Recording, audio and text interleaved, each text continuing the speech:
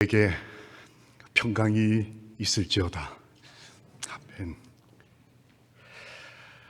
이 안식일 소중한 시간에 우리 대학교에 존경하는 우리 은사님들, 또 사랑하는 가족들, 그리고 영상을 통해 함께 예배하시는 7교회, 그리고 선교 현지에서 그리움과 감사의 마음으로 함께 예배드리는 모든 선교사들과 가족들과 우리가 사랑하는 모든 분들에게 평강을 기도하신 주님의 말씀이 성경 그대로 이루어지기를 예수님 이름으로 기도합니다.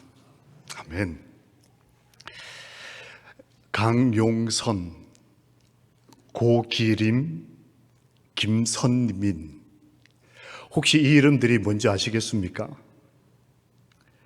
여러분 보시는 대로 강용선, 천명선교사 1기 가나다 순으로 제일 먼저 출발한, 고기림 PMM 목회자 1기 첫 임명장을 받은 사람, 김선민. 이 소중한 이름들은 주의 복음을 들고 살아계신 하나님의 이름으로 세계를 누빈, 그리고 가정을 섬긴 선교사들입니다. 과연 최고의 해외 선교사는 누구일까요? 누구를 롤모델로 생각하면 좋을까요? 신약에 있어서 선교 시대가 열릴 때 처음 바다를 건넌 선교사는 누굴까요? 함께 마가복음 5장 1절과 8절에 있는 말씀을 읽겠습니다. 보이시는 분은 같이 읽겠습니다. 시작. 예수께서 바다 건너편 거라사인의 지방에 이르러 예수께서 이미 그에게 이르시기를 더러운 귀신아 사람에게서 나오라. 예수님께서는 여러분과 저를 위해서 우주를 건너오셨습니다. 그리고 그분은 살아계신 하나님으로서 다시 어둠의 바다를 건너 어둠의 땅, 암흑으로 가득 찬 한 사람에게 다가가셨습니다. 그래서 주의 말씀에 예수님은 선교사였다. 바다를 건너셨습니다. 하루는 복음을 전하고 바다를 건너기까지는 아니었지만 목사님들과 함께 말씀을 나누고 난 다음에 인사를 나누고 있었습니다. 그때 40대 초반의 한 후배 목사님이 저를 찾아오셔서 반갑게 인사를 하셨습니다. 목사님 정말 반갑다고. 목소리가 워낙 커서 주변 분들이 대화가 다 끊어지고 다 저희를 집중해서 봤습니다. 얼마나 반가우면 저렇게 인사를 할까. 근데 인사 후에 이렇게 덧붙였습니다. 저는 목사님 때문에 목사가 됐다고. 여러분, 이게 칭찬일까요? 안 칭찬일까요? 저는 칭찬으로 들렸습니다. 나 같은 사람 때문에 누군가가 한 사람이 구원을 받았다. 정말 벅차고 기쁜, 아마 경험해 보신 분들은 다 아실 겁니다. 특별히 우리 대학 은사님들께서는 이 선교사들이 다 우리 제자들 아니겠습니까? 얼마나 오늘 안식일이 기쁘고 보람되고 좋으시겠어요. 저도 그랬습니다.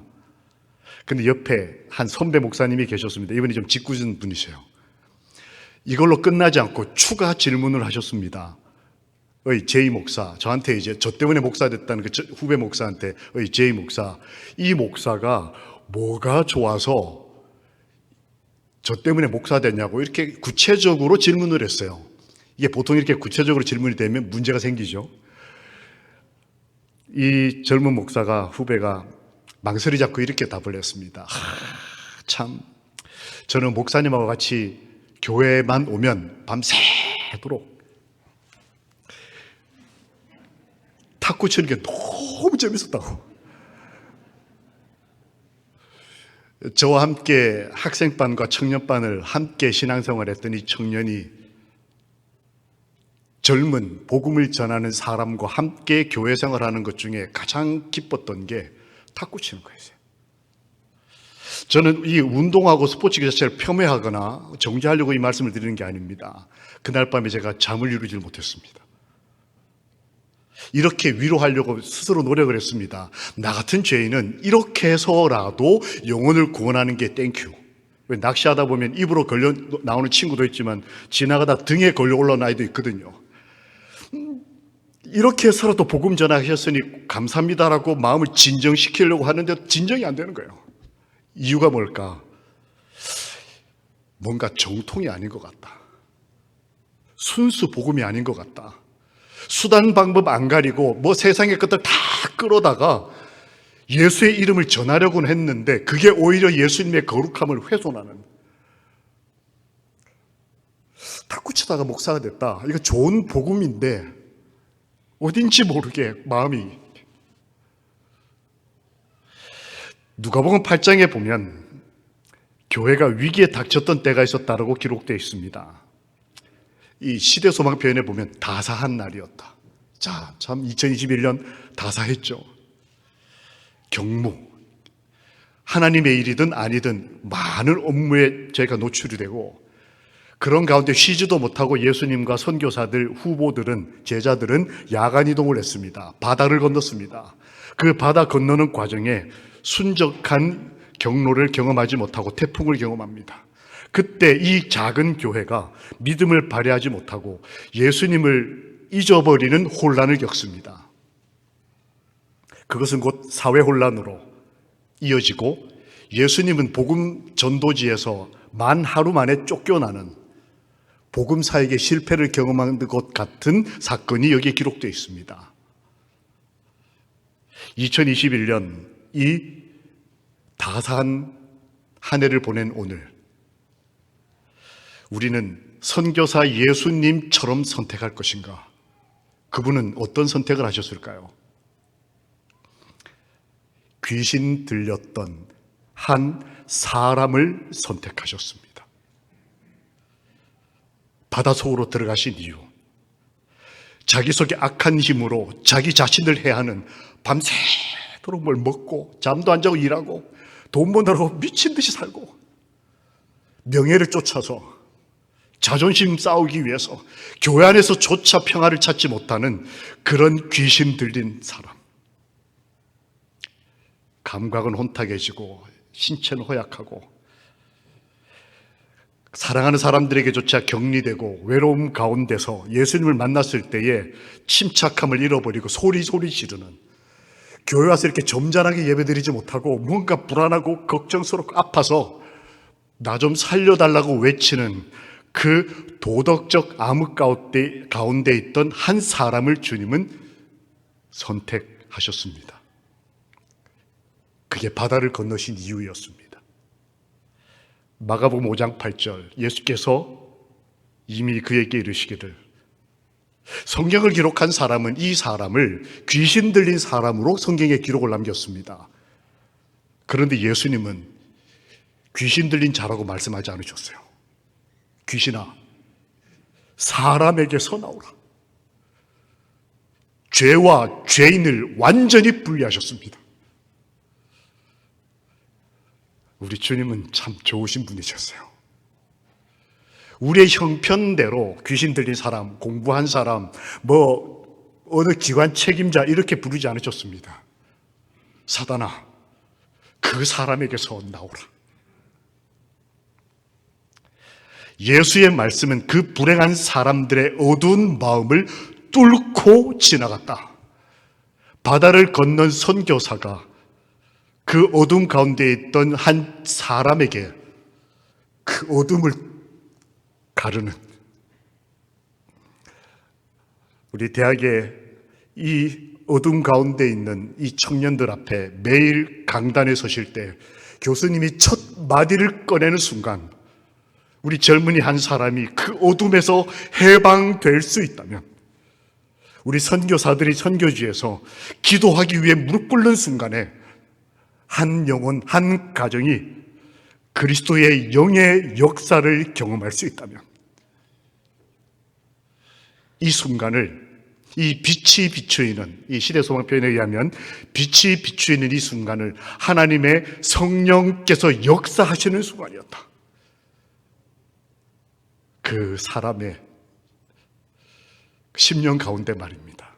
그 때묻고 관례적이고 지쳐있는 생명력이 고갈된 한 죄인에게 그리스도의 품성과 모본을 닮을 기회를 하나님이 허락하셨습니다. 거절할 수 없는, 내가 저항할 수 없는 절대적인 하나님의 은혜. 이런 것을 해외 선교사이셨던 예수님은 보여주셨습니다. 나는 선교의 길에서 혹은 이 대학이라고 하는 이 하나님이 100여 년 전에 이토록 긴 시간 동안에 선교의 장에 세워두신 하나님의 이유가 무엇일까? 변화였습니다. 정서적으로 변화를 경험합니다. 하나님 앞에서 소리 지르던 이 성격 급하고 분노와 좌절에 차있던 사람을 온화함으로, 노래 부르는 자로, 이 표현이 저는 마음에 들었습니다. 완쾌. 부분적으로 온전해지는 것이 아니라 온전하게 회복되는 것이 뭔지를, 그 마음이 얼마나 편안했을까요? 옷을 입고 구지의 발 아래 앉은 이 사람의 변화는 하나님의 역사였다. 선교의 원력, 가장 근본적인 힘이 뭔가? 해외 선교사로서 예수님이 보여주신 원력은 하나님과 함께였습니다. 그분의 평생은 그가 어느 한순간에 단에 등단했을 때에 혹은 학생들 앞에 섰을 때만 거룩한 교사요, 가르치는 선생이요, 혹은 목사요, 선교사가 아니라 그의 평생의 삶의 일상에서 성령 하나님과 함께하는 것이 해외 선교사, 바다를 건너신 예수님의 삶의 원력이었어요. 혹시 이게 뭔지 기억나십니까? 이 피치 파이프라고 요즘은 잘 쓰지 않는, 요즘은 모양이 좀 바뀌었습니다. 이 관현악을 할 때는 뭐 이런저런 방법을 통해서 음을 이렇게 튜닝을 합니다. 근데 아카펠라로 노래를 부를 때 남성 사중창들은 저걸로 음을 잡습니다. 삐 불면 기본음이 딱 들립니다. 그러면 내 파트가 그 기본음에 맞춰서 화음을 만들어냅니다. 그리고 하나님을 찬양합니다. 내 인생의 피치파이프가 뭘까? 내 삶이 흔들리고 다사한 하루를, 인생을 살아야 할 때 내 삶의 기준을 잡아주는 그게 뭘까? 해외 선교사로서 예수님은 증거를 하셨습니다. 그 바로 직전에 한 환자를 고치셨을 때 그게 마음 불편했던 몇 사람이 묻습니다. 이가 누구이기에? 예수님께서 바다를 건널 때 폭풍을 잔잔케 하시는 모습 보면서 제자들이 똑같은 질문을 합니다. 도대체 이 예수가 누구이기에? 그리고 얼마 후에 예수님의 모습에서, 그 선교사의 모습에서 그들이 이 답을 찾습니다. 주는 그리스도시요 살아계신 하나님의 아들이다. 한 제사장이 살아계신 하나님의 이름으로 너에게 묻는다. 너가 정말 하나님의 아들이냐라고 물었을 때 예수님이 답하십니다. 그래, 나는 살아계신 하나님의 아들이다. 당신이 어떤 선교사냐고 물을 때 나는 재림교회 선교사입니다. 그것보다 나는 살아계신 하나님의 선교사다. 당신은 어느 대학 교수입니까? 라는 질문에 대한 답이 나는 살아계신 하나님이 구별하신 선생이다. 예수님은 해외 선교사로서 그 삶을 통해 살아계신 하나님을 증거하였습니다. 내가 믿는 그 아버지는 살아계시다. 참 멋진 선교사지 않으십니까? 사실 이 성경에 보면 이 살아계신 하나님이라고 하는 이 신념, 이 가치는 안식일이 창세기로부터 계시록까지 성경 전체를 관통하는 중요한 사상인 것처럼 모세로부터 사도들에 이르기까지 성경 전반에 걸쳐 우리 믿음의 열조들과 선교사들이 가지고 있었던 그 신앙의 핵심 가치였습니다. 내가 믿는 그분은 살아계신 하나님이시다. 내가 믿는 신조와 삶을 증거할 때에 학력, 지력, 경험 여러 가지 것들로 하나님의 품성과 아름다움을 찬양할 수 있겠지만 예수께서는 살아계신 하나님, 이 안식일에 이 살아계신 하나님이 저희의 아버지가 되시기를 예수님의 이름으로 기도합니다. 아멘. 함께 읽어보실까요?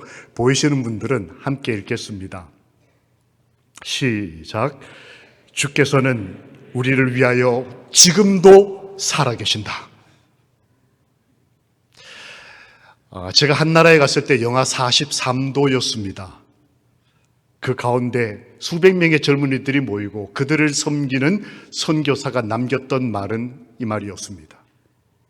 그리고 제가 가르쳤던, 저도 보건대학 근무할 때 가르쳤던 한 여학생이 천명성서로 가 있던 태평양 작은 섬에 찾아갔을 때 그 선교사가 가난한 한 할머니를 구원합니다.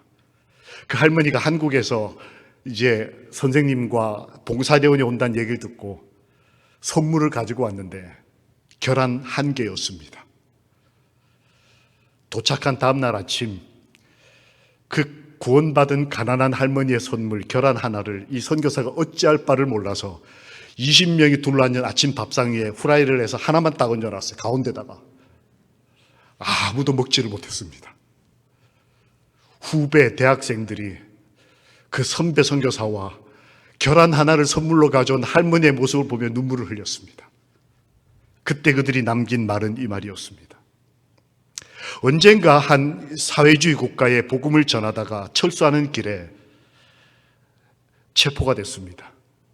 경찰서에 끌려가고 신문을 봤던 과정에 갑자기 풀려났습니다. 그때에 저희를 도왔던 그 전도회에서 봉사대에서 침례를 받았던 현지 청년이 이렇게 말했기 때문에 풀려났다는 걸 알게 됐습니다. 제가 마약쟁이가 맞습니다. 전 한 달 전까지 마약을 하던 사람입니다. 흔적이 그대로 남았어요. 그런데 저에게 이 36대학 학생들이 예수님을 가르쳐 주셨다. 나에게도 희망이 있다. 예수를 믿기로 결심하고 내 평생에 처음으로 누군가를 위해 봉사하기 위해서 운전자원봉사를 하고 있었다. 나는 예수를 믿는다라고 고백을 했는데 그 이슬람 국가, 사회주의 국가에서 그 얘기를 듣고 있던 그 경찰서 책임자가 비밀리에 예수를 믿고 있던 기독교인이었어요. 이 한 사람의 예수에 대한 이름을 듣고 저희 모두를 풀어줬습니다. 그때 선교했던 대원들과 현지 선교사가 남겼던 말은 동일한 이 말이었습니다. 하나님은 살아계시다. 지역도 다르고 살아가는 대상과 우리가 섬기고 선교해야 할 사람들이 다 다르고 경험도 다르지만 살아계신 하나님께서 함께 하시는 선한 은혜가 우리 모두의 증언이 되었음을 인해 이 안식일 여호와를 찬양합니다. 그것이 예수님께서 남기셨던 증거였습니다. 선교의 열매들이 맺힘을 하나님께서 이렇게 말씀하십니다. 예수님께서 이제 그 지역에서 다시 반대에 부닥치셔서 떠나셔야 했을 때 그 구원받은 그 귀신 들렸던 사람, 이 사람이 예수님에게 와서 이렇게 요청합니다. 저도 예수님 따라서 선교사가 되고 싶다고, 제자가 되고 싶다고 얘기했을 때 예수님께서 다른 의견을 제안하셨습니다. 성경 마가복음 5장 18절과 19절에 이렇게 기록되어 있습니다. 예수님과 함께 있기를 간청하였지만 예수님이 그에게 말씀하시기를 너희의 집으로 가서 너희의 가족에게 주께서 너에게 행하시고 너를 긍휼히 여긴 모든 일들을 전하라. 여기 큰 일, 모든 일이 무엇이었을까요? 그것을 성경은 이렇게 기록합니다. 하나님께서 여러분과 저를 긍휼히 여겨주신 것. 우리가 뭔가를 대단한 업적을 이뤄내고 115년을 지켜내고 교회를 건축하고 이런 모든 위대한 업적들도 큰일이겠지만 예수님, 우리 좋으신 아버지께서 보실 때 큰일은 내가 너를 정말 사랑했다. 내가 너를 위해서라면 이렇게도 할 수 있다. 그걸 전하라고 말씀하셨어요. 인간이 생각하는 큰일과 살아계신 하나님께서 생각하시는 큰일은 전혀 달랐습니다.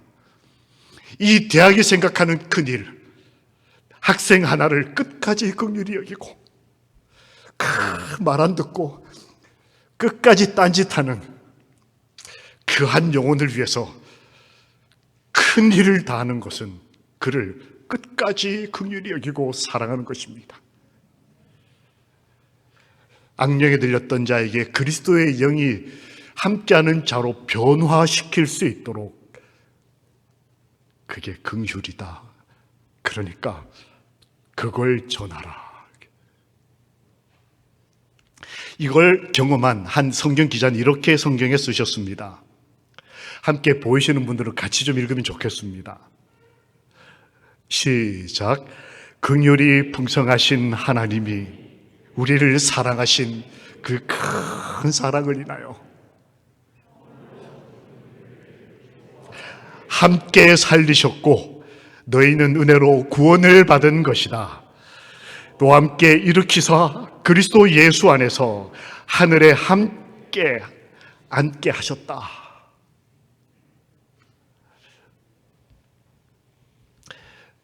그것을 전하라고 에베소 2장 7절은 기록합니다. 그 은혜의 지극히 풍성함을 오는 여러 세대에게 나타내려고 내가 너희를 긍휼히 여기고 사랑하였다. 바다를 건너신 선교사 예수님께서는 긍휼과 사랑을 나타내 보이셨습니다. 하나님이 살아계시다는 것이 어떻게 여러분과 저에게 은혜가 되었는지를 넉넉히 경험할 수 있도록 은혜 베푸셨습니다. 하나님은 좋으신 분입니다. 그 사랑이 이 안식일에 우리 은사님들로부터 방송을 통해 예배드리는 7교회와 모든 선교지의 선교사들에게 이르기까지, 그리고 그 선교사들이 목숨처럼 사랑하는 그 자녀들에 이르기까지 하나님의 긍휼과 사랑이 넘치시기를, 그래서 그 증언들이 우리의 전도의 내용들이 되기를 우리를 사랑하신 예수님 이름으로 축원합니다. 아멘. 성령의 사람, 이 데가볼리에서 구원을 받은 이 사람은 자신의 몸이 구원받은 증거의 몸이 되었다라고 시대소망이 기록되어 있더라고요. 선교사 출발하시는 여러 8분의 선교사들이 오늘 아버지 앞에 손을 들고 약속했습니다. 뭘 약속했습니까? 내 몸이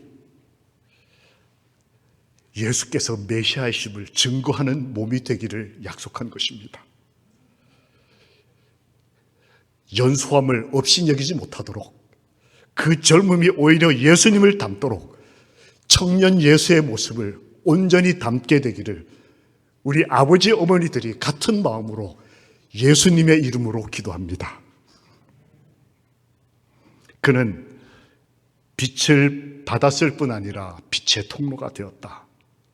그리고 데가볼리 지역의 최초의 선교사가 되었다. 선교사를 통해 또 다른 선교사가 배출되는 것입니다. 당장 그 시점에서는 예수님은 그 마을 시민들의 상식과 저항 정신에 의해서 쫓겨나셨습니다. 그런데 9개월 후에 그곳에 다시 찾아가십니다. 그때는 저희 본교주서 9권에 보면 이렇게 기록되어 있습니다.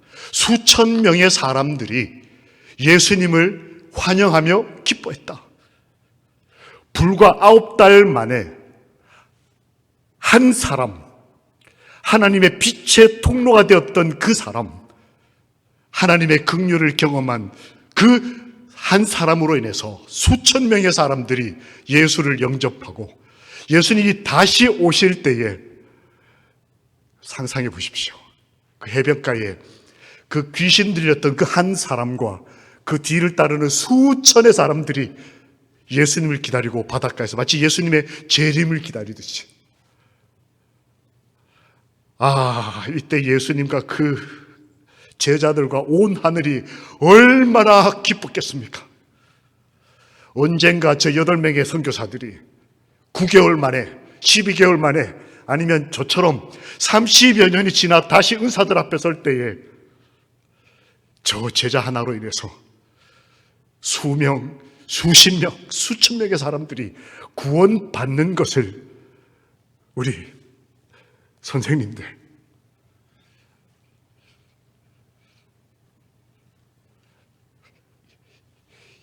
아버지의 이름을 시간 지켜내신 이 한국교회의 심장과도 같은 이 대학을 섬기신 한 분 한 분의 삶에서 그 거룩한 기쁨과 보람과 하나님이 함께 하셨다는 증거를 보게 되기를 간절한 마음으로 소망합니다. 선교의 삶을 살 때 예수님은 이런 은혜를 받을 수 있다고 직접 증거하셨습니다. 그래서 아마 오늘 이 해외 선교 대회의 안식일은 기쁜 날이지 않을까. 부활하신 후에 예수님이 제일 먼저 하신 사업이 뭘까요? 예수님이 성령을 받으라고 하신 이 명령을 하시고 난 다음 주신 말씀, 너희는 가라고 하신 이 말씀의 핵심 사안이 뭘까요? 주의 선지자는 이렇게 기록합니다. 가라는 부르심은 그분을 만나기 위하여였다. 우리를 선교사로 보내시는 것은 한 영혼을 구원하는 것도 있지만 그 거룩한 인생에 하나님 주신 은혜가 있다. 그게 뭐냐? 이 대학을 지키는 것.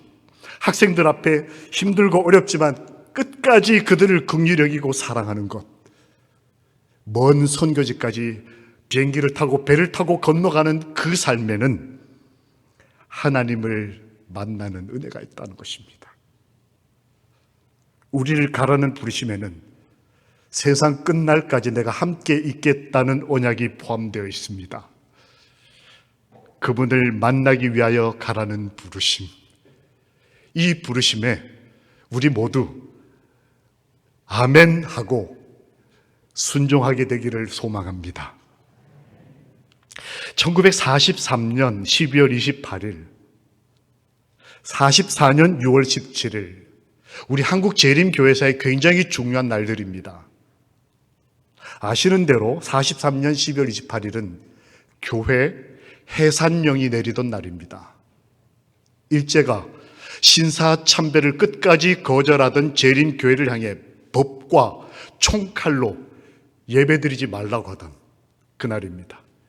사실 한국재림교회는 코로나 이 정도는 아무것도 아닙니다. 이미 한국재림교회사는 목숨을 걸고 신앙을 지켰던 우리 열조들이 지켜낸 교회입니다. 한 1년이 지나서 44년 6월 17일 이날은 해산령이 내렸음에도 불구하고 여러 믿음의 우리 열조들이 가평군 정문리로 들어가서 이 시간에 하나님께 예배를 드렸습니다. 그리고 6월 17일은 3명의 영혼이 침례를 받던 날입니다. 이 44년 6월 17일은 재림교회뿐만 아니라 한국 기독교회사에서 굉장히 중요한 날입니다. 법과 무력 혹은 일반적 상식과 사회 통념에 의해서라도 하나님을 향한 충성과 진리를 향한 순종에 대한 그 백절불굴의 신앙은 지켜질 수 있다는 증거. 하나님이 살아계셔서 하나님의 사람들을 보호하시며 여전히 영혼을 구원하신다는 선교의 역사가 있었다는 증거.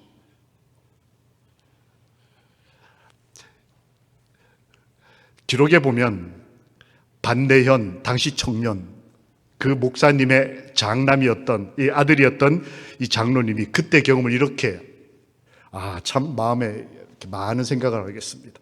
우리는 흙을 뜯어 먹었다. 어느 부모가 자식들이 이러고 살기를 바라겠습니까?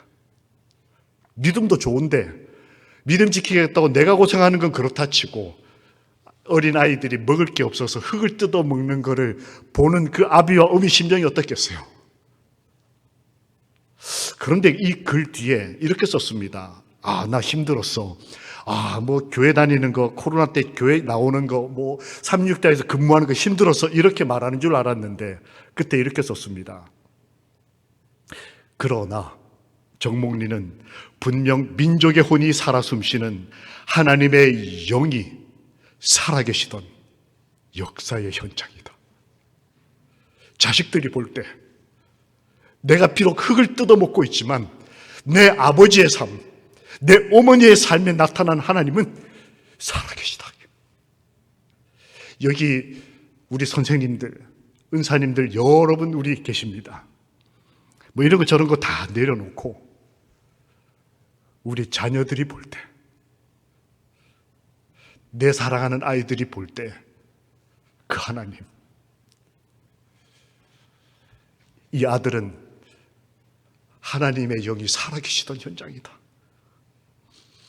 이 36대학이, 이 선교사들이 이곳을 기억하면서 내가 하나님을 만나고 내 선생님을 통해 살아계신 하나님을 보았다라고 고백할 수 있는 현장이 되기를 예수님의 이름으로 축원합니다. 교우들의 얼굴에는 늘 웃음이 가득했다. 비록 흙을 뜯어먹을지언정 우리는 행복했다. 그들의 삶을 통해 여러 신앙의 공동체들이 뿌리를 내렸습니다. 먼 시간이 지나고 난 후에 서울에 있는 한 교회에 3040에 해당하는 젊은 부모님들이 자녀들, 중학교, 고등학교 자녀들을 데리고 거기에 캠프를 갔습니다. 저를 이제 강사로 데리고 갔어요. 요즘 중학생, 고등학생이 철없고 뭐 게임밖에 모를 것 같지만 우리 믿음의 현장에 가면 아이들이 숙연해지고 아주 진중하게 우리 믿음의 열조들의 삶을 살핍니다. 은혜를 받고 아이들이 이렇게 뭔가가 좀 일어나기 시작했습니다. 저곳은 그 침례 장소입니다. 가보셨죠? 그 정문리 그 작은 폭포가 흐르는 거기에서 이 부모님들이 이제 자녀들과 세종 예식을 했어요. 이제 아버지 어머니들이 아이들의 발을 닦고 이제 다음에 자녀들이 이제 어머니 아버지의 발을 닦는데 저 커플 어머니와 딸이었습니다. 제가 사진을 찍는데 이 딸아이가 엄마의 발을 닦고 난 다음에 이렇게 얘기를 하는 거예요. 엄마, 나도 엄마처럼 살고 싶어. 한 어린아이가 어머니의 모습에서, 아버지의 모습에서 예수님을 보는 것입니다. 우리를 위해 이 먼 곳까지 오시고 필요하다면 한 사람을 위해서라도 바다를 건너시는 그분은 우리 자녀들에게 긍휼과 사랑을 베푸시는 살아계시는 아버지셨습니다. 이 아이가 어머니에게 이렇게 얘기했대. 이 엄마의 표정을 제가 잊지 못합니다. 얼마나 행복해하는지, 그가 인생에서 뭘 이루었는지, 집 몇 평짜리 사는지, 차를 뭘 타는지는 전 모르겠습니다. 그런데 이 엄마와 딸은 행복했어요. 예수 믿는 것, 안식일에 예수의 이름으로 함께 모이는 것, 이게 즐겁고 행복한 것이었어요. 우리와 우리 가족들이 이렇게 행복할 수 있다면 얼마나 좋을까요? 교회 해산 명령이 내렸다 한들 우리 마음속에 모신 예수님을 누가 쫓아낼 수 있는가? 선교사, 해외 선교사였던 선교사를 선교를 떠나는 선교사들이 만나게 되기를 기도합니다. 우리가 구주께 더 가까워지는 것은 구원의 좋은 소식을 전파하기 위하여 일하는 중에 되는 일이다. 우리가 우리 주님과 가까워지는 것은 구원의 좋은 소식을 전파하기 위하여 이 대학에서 선교하고 해외에서 선교하고 내 가정에서 복음을 전할 때에 우리 주님과 가까워지는 것이다. 하나님께서 이렇게 말씀하시면서 저희들에게 약속하셨습니다. 시대소망 821페이지에 있는 이 말씀 저희 함께 읽겠습니다. 시작. 사람이 거하는 땅 끝까지 가라. 나의 임재가 그곳에 있으리라는 것을 알라. 살아계신 하나님께서 이 해외 선교대회에 참여한 모든 하나님의 가족들에게 살아계신 하나님이 되시고 우리와 우리 가족과 우리가 사랑하는 사람들을 행복하게 해주시기를 우리 주님 예수 그리스도의 이름으로 기도합니다. 아멘.